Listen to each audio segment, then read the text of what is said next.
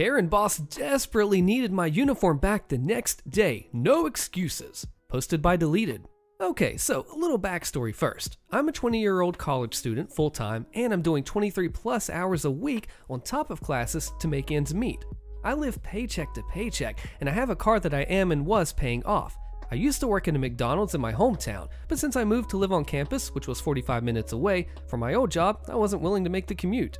So I decided to apply and got accepted to a small sandwich shop 10 minutes from my college, which was a blessing. It started out great, plenty of hours, easy work, fast days, till the old manager decided to switch stores. The new manager was one of the biggest Karens you have ever met, like bad, and when I say bad, I really mean it. She completely changed the procedures and made things so much worse. And when I'd have to stay over sometimes 2 or 3 hours after closing, she'd burst in the next day yelling and screaming at the top of her lungs. "Stop staying later, you have to be out by 8:30 and we won't pay you for any time past then."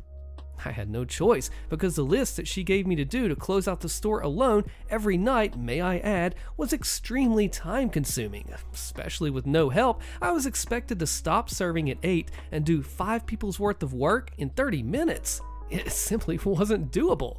Hearing that I wasn't going to be paid for time that I worked, time I spent making sure everything was done on the list before I left, otherwise I'd be fired for not doing all of it, would go unpaid, as well as I'd be fired if I stayed longer than 8:30. There was no winning. On top of that, the moment management switched, they decided they were giving people too many hours and cut me only 3 hours a week. That went on for 4 weeks till I decided that enough was enough.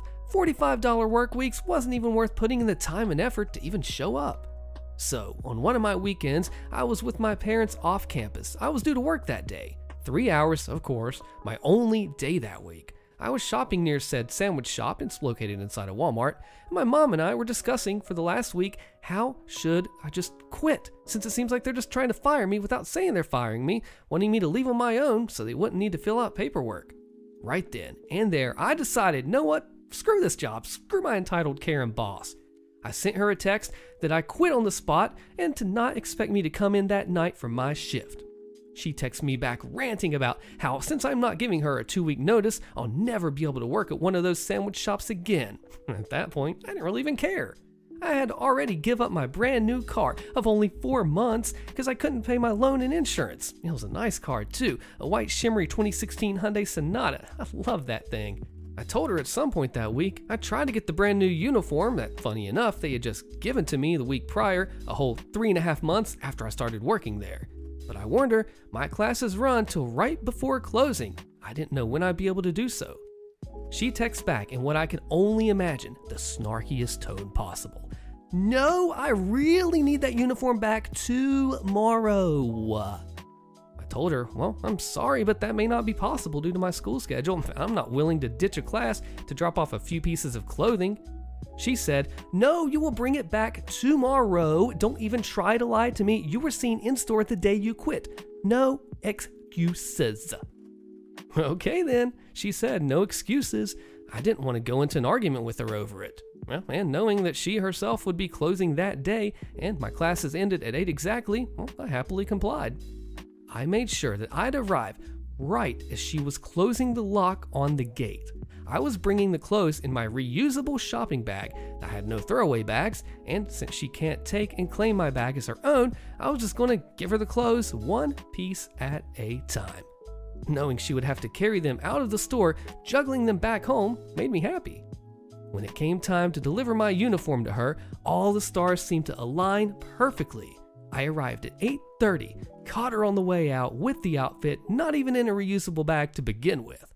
As an extra touch of sweet unplanned irony, it was raining outside. Hard rain. I mean, the sidewalks, I guess, were just extra slippery and muddy, because on my way in, I slipped and landed chest first into the mud. I was mostly spared, though, because the clothes were there to break my fall and absorb most of the filth. Dropping off the muddy, loose clothes, seeing her reaction, watching her stomp her feet, wrench in disgust, holding the clothes 10 feet away from her body, huff and puff and march out the store in pure shock and disbelief. She didn't even have words for me. It was the sweetest revenge that I had ever seen. This did mean, though, that I had to buy a whole new set of clothes and change in the Walmart bathroom, but it was all worth it to see her reaction in the end. After I had returned to my dorm that evening, I sent her a text saying simply, "Enjoy," and I blocked her number. Safe to say, karma really did pay out on my end. Oh, nice, OP. See, the cool thing about this one, it's layer on layer, and all those layers, separate clothes, rainy day at the end, all added up and culminated into an epic malicious Karen compliance. Way to go, dude.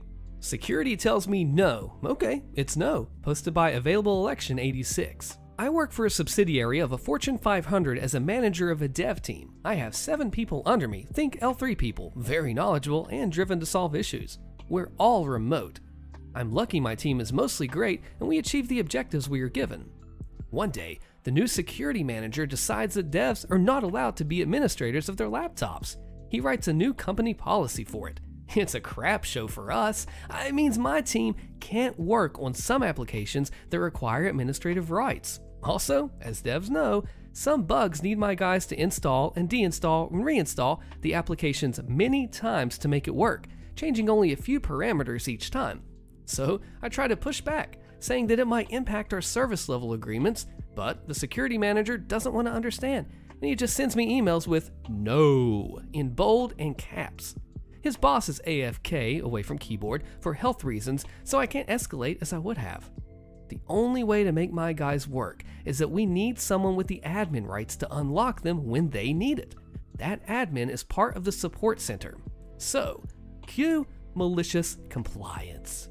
I ask for my team to create a ticket each time. They're not happy about it, of course. The support center manager isn't happy either, because we create a lot of tickets, and his team has been understaffed for a while. I also tell all the other managers in my department to do the same, and even though they create a lot less tickets than my team, it helps. Of course, this is my plan. If my team is unhappy, other people in the company are going to be too. So, pressure piles up. The support center manager is unhappy. His boss saw the numbers increase too, so he's unhappy too. He talks to my boss, but hey, I have emails from the security manager. The support center manager asked me to be reasonable and asked for a number of hours per week. I'm a team player, of course, so yes, I want to help him. I ask for 20 hours per week for a guy from his team to sit around waiting for my team to need him, unlock their install, and then wait some more. I'm guessing the admin is pretty happy about it because it's way less pressure than his normal job and there's not much to do but type in an admin password once in a while. It helps reduce, or not increase, the number of tickets, but the support center has less people so they resolve less tickets than before. Then comes the climax. One application has a critical bug outside of the hours of the support center guy. So I tell them, as per my agreement with the support center manager and obeying the security manager, my team can't work on it yet. We'll have to wait until the next day. It's a healthcare product, so it means a lot of our customers are going to be upset about it. I can't say too much, I don't want to be found. Of course, since I'm a reasonable guy, the support center manager is too, so we find someone with admin rights and put my guys to work. The resolution of the ticket takes much longer than usual to solve because of all the back and forth between the admin and my team. During the post-mortem, it's found that the new security policy was the main delaying cause. Every member of my team told the post-mortem woman that, as I did. I have all the emails I sent to the security manager highlighting the risk of this new policy and him saying that he didn't care for it. I sent that to the post-mortem woman and let her find the way in the politics. 3 months later, the security manager doesn't work for us anymore, and most of my members of my team, but not all, have admin rights on their machine. I learned that the support center manager has made his mission in life to complain about the security manager to everyone who would listen and have him fired. And the support center manager knows a lot of people in the company. His director agreed with him, and with the post-mortem woman, or her boss, I'm not sure at this point, they convinced the VP to fire the security manager even before the security director came back from his health issue. If there is one way to get malicious compliance, it is spamming a bunch of tickets to do an unnecessary thing when there's so much of an easier way. It's like climbing up a snow-filled hill to get to your top of the mountain when there's an elevator that's working right beside of it. Way to go, OP. You want the exact amount? You get the exact amount. Posted by CrackSnap7. When I was 13 or 14, I decided that I wanted a PS3. My dad refused to buy me one, but my uncle made me an offer that I couldn't refuse. He said that if I worked at his sweet shop for the 2 months of summer break, he would buy me a PS3 and some games in lieu of payment. For teenage me with no commitments, this seemed fantastic. My uncle sold a kind of specialty snack known as a mini samosa in his shop. They're like samosas, but smaller, about 3.5 to 4 centimeters in size, which is about 1 in 2,286 of a football field for my American friends. They were sold by weight in sealed packs of 250 grams and 500 grams, as these were the most common amounts that people bought. Making those packages turned out to be my job. You see, sometime between now and when my uncle first started his business, he realized that 250 grams was roughly the weight of 28 mini samosas, and thus 56 were 500 grams. So instead of weighing each packet, I was just told to pack by counting individual items, which was easier and saved time. We also sold them individually for people who wanted larger, smaller, or unusual amounts. This was also around the time when our government started airing customer awareness PSAs. Basically just telling customers to beware fraudulent business people. This is relevant. So one particularly hot afternoon, it was just me and my uncle at the shop. In India, frequent power cuts were very common during summers, and thus there were no fans or AC running. Both tempers and temperatures were running high at the shop that day. It was then that the villain of our story, Mr. Karen, made his entry. He was a local resident and a regular. He seemed angry from the onset when he barged into the shop. He took a look at the fans and saw that they weren't running, and then angrily picked up a 500-gram pack of samosas and said, "How many samosas are in this thing?" "That's 500 grams, I said. "I said how many, not how much." Mr. Karen literally screamed, "Again, how many in this?" 56, I replied immediately since, I packed them. "How can you be so sure? You didn't even count. You're trying to cheat me." Mr. Karen was now in full-scale Karen mode. "I demand that you pack me 500 grams of those individual ones, and don't you dare cheat me again."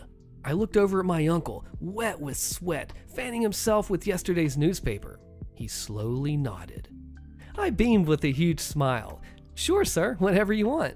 So I took a bag, picked up some samosas, and started putting them on the balance. I kept counting samosas as I put them in until they were a little over 500 grams. Then I removed the last samosa and the weight fell below 500. Now, keeping eye contact with Mr. Karen, I crushed the samosa and started putting its powdery remains in the bag until it was exactly 500 grams.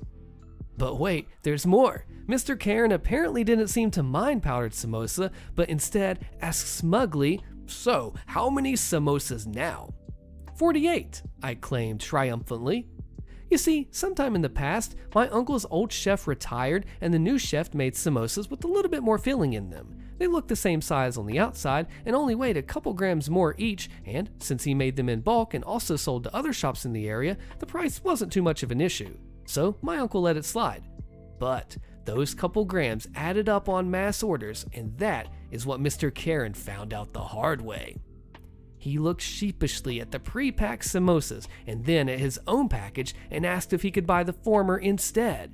"No, my nephew made a package specially for you at your own request, so that is what you have to buy," my uncle finally spoke. Mr. Karen silently took his pack, paid, and left. He was a lot more respectful during his subsequent visits.